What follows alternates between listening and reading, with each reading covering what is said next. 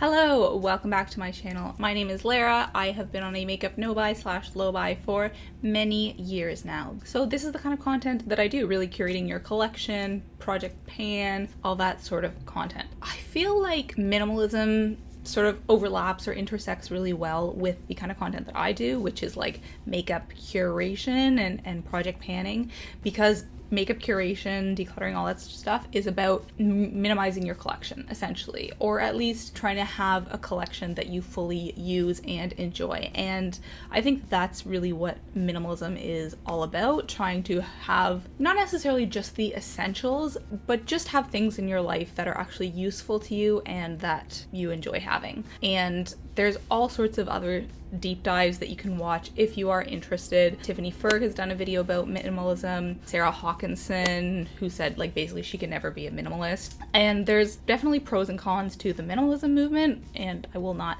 discuss those things here. I have talked a little bit about it in the past. Basically, what I endeavor to discuss in this video is what a minimalist makeup collection looks like. And specifically what I thought would be interesting to delve into a little bit is the sort of space between the beauty community and regular makeup wearers. And when I say beauty community, I don't just mean people who are YouTubers or makeup artists or, you know, professional beauty gurus. I mean anyone who watches YouTube videos or is just like more into makeup than the average person.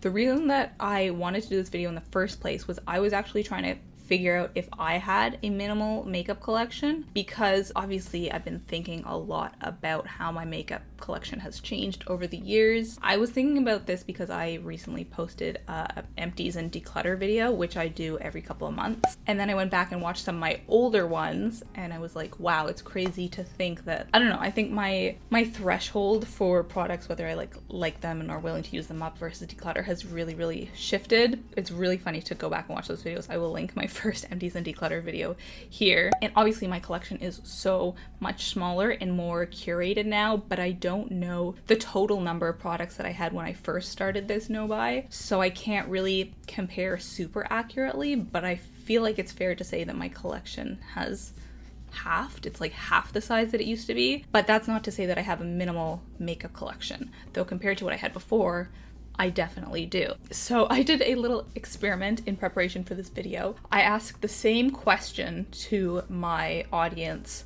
on YouTube and on Instagram. So obviously on YouTube, all the people who watch me, I would assume, are interested in makeup because that is what I talk about. And so the people who are watching me are interested, enjoy using makeup, and are trying to minimize their collection in some way. That is my assumption about the people who watch me. I don't think there's going to be too many people who don't wear makeup who watch my content, except for the couple friends who do, I know, watch all my videos, but that's, you know, that's a tiny proportion. And then on Instagram, I don't have a makeup account, I just have like a regular account, so all of my friends follow me on there and people who I've known over the years. Yes, some of you follow me and I very much appreciate that, but that's probably like, as well, a very small percentage of the people who follow me are part of the makeup community. Probably fewer than 50 people who follow me on there have converted over from YouTube.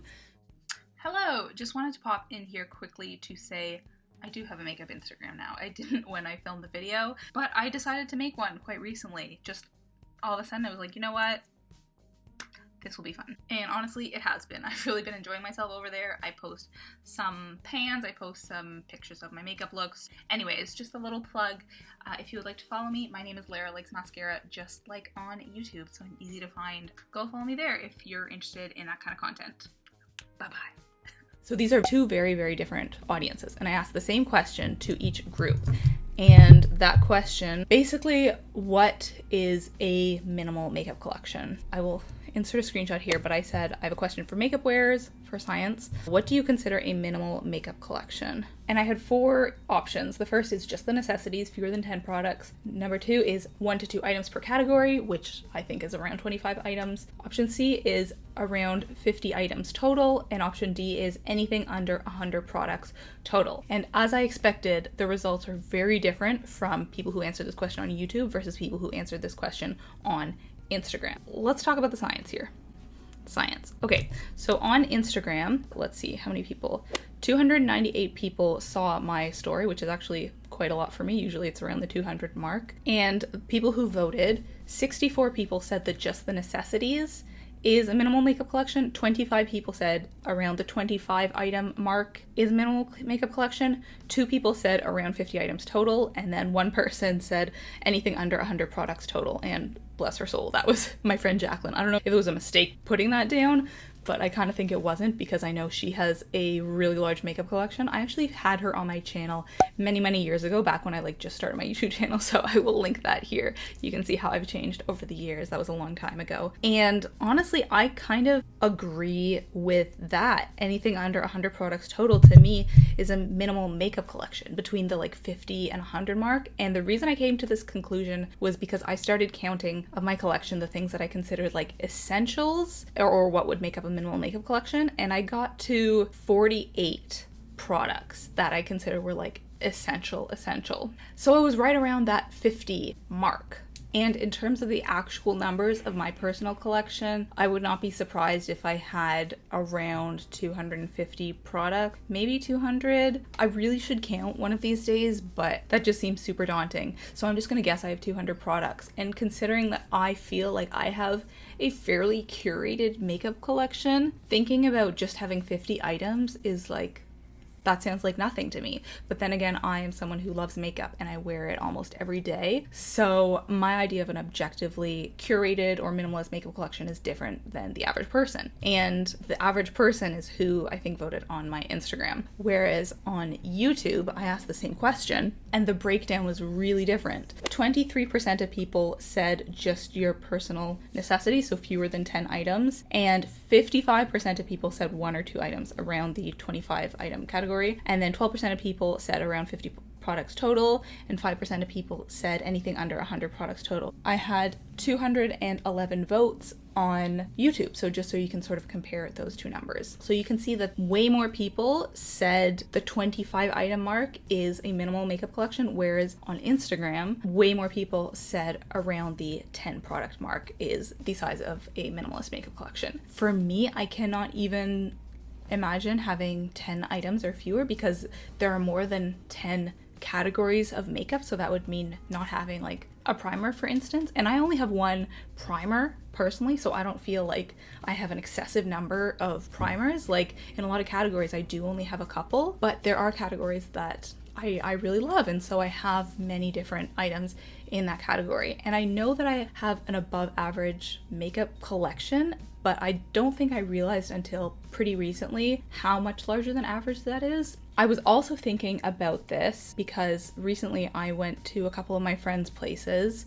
Everyone is vaccinated. I've been to 3 friends' places in the last sort of month or so, and so I did happen to see their makeup collections, and it is really surprising when a makeup lover sees a average makeup wearer's collection, because I just couldn't believe how few things they had. Do you know what I mean? Each of them had a little setup, a little makeup container, and then there was 1 or 2 eyeshadow palettes, a mascara, a couple of eyeliners, and a couple blushes, and that was pretty much it. But I have to remind myself that that is what is normal, that is what is average, and I'm not in any way saying that that is my goal or what I want, because I know that I would not be happy with a makeup collection that size, and it is subjective. It is based on how often you wear makeup and obviously how much you like makeup. But to me, the average person who wears makeup has a fairly large collection, and that's just not true. I also wanted to ask follow-up questions to that poll on Instagram, for example, how big is your makeup collection? And then allow people to select, 10 and under, around 25, around 50, more than 100, that kind of thing. But I don't think that people are good at estimating how big their makeup collection is, because me, for example, I think I have around the 250 product mark, but I am probably way off. I just have no idea. It's so hard to estimate. I didn't know what I considered minimal until I started counting products and came up with that 48 number. And let me just read out some of the comments that I got in response on YouTube, because I think this is very interesting. A lot of people were just sort of pointing out how what is considered a minimal makeup collection is completely subjective, because it depends on what the person needs. So Divya pointed out that if you absolutely love lipsticks, then you would probably have a bunch of them, but then you might be more mindful about other categories that you didn't care about as much. So everyone just has a different set of rules and follows them differently. Erin said minimalism means having enough variety so you can play and get creative. That is the point of makeup, but 1 or 2 products is enough that you can use them and not feel overwhelmed. A couple of people pointed out that while you may have like a lot of different varieties of the same product, it might be because you want different colors or because you need different products depending on the season of the year, if your skin is changing, and that it also depends how often someone wears makeup. Naomi said minimalism shouldn't be about the numbers. Katerina said, I see minimalism as a very personal thing. So I just got a ton of incredible comments on this. So thank you guys for voting. So I just thought it would be interesting to sort of percolate on this a little bit and make you think about what minimalism is to you, and not at all suggesting that everyone has to be a minimalist or have a minimal collection. But I think for me personally, my goal is to get to what I consider to be a minimal collection. And now I know that my idea of a minimal collection is not the same as anyone else, but that doesn't mean that it is not minimalist. Because I don't want to have fewer than 100 makeup items, but I also want to have a minimalist collection, if that makes sense. I just want it to be suited for me. Yeah, so I don't know if I have any like firm conclusions on this topic, but I really did want to talk about minimalism as it pertains to makeup, and especially as it pertains to the gap between the makeup community and the non-makeup community, because there is a big gap between the makeup community and the average person. So let's talk about what I've been reading lately. This was a super short book. I actually had no idea that this was a book. This is Brokeback Mountain. Yes, if you've seen the movie, it is based on this book by Anne Proulx. I'm not sure how to pronounce that name, but this is like a novella. It's only 55 pages, so very quick. You can read it in one sitting. And I thought that this was so beautiful, especially the fact that it was so short and it managed to get across everything very effectively. Now, I love the movie as well, and I feel like it was an excellent adaptation of this because it felt true to the book, despite the fact that this book is so short and the movie had to like, you know, make up scenes and really expand on this. It still felt like it was coming from this book, which is really impressive. But yeah, I would highly recommend this book. It is very sad, of course, if you know the ending. It's not happy, but I did really enjoy this, and this was a 5-star read for me. I don't know how many novellas I've read, but highly recommend.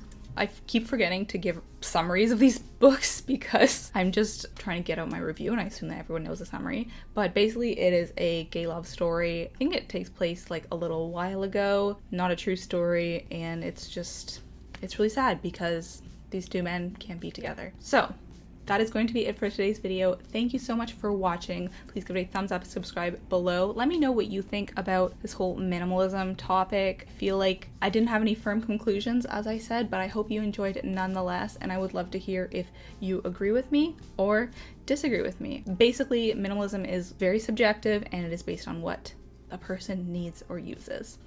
Thanks for watching. Bye-bye. Also, I wore a pink lip today. I never wear pink lips because I don't like how they look on me. I find that they make my teeth look yellower, and I just prefer like reds or nudes. But I was doing a pink eye look and I never wear pink lips, so here you go.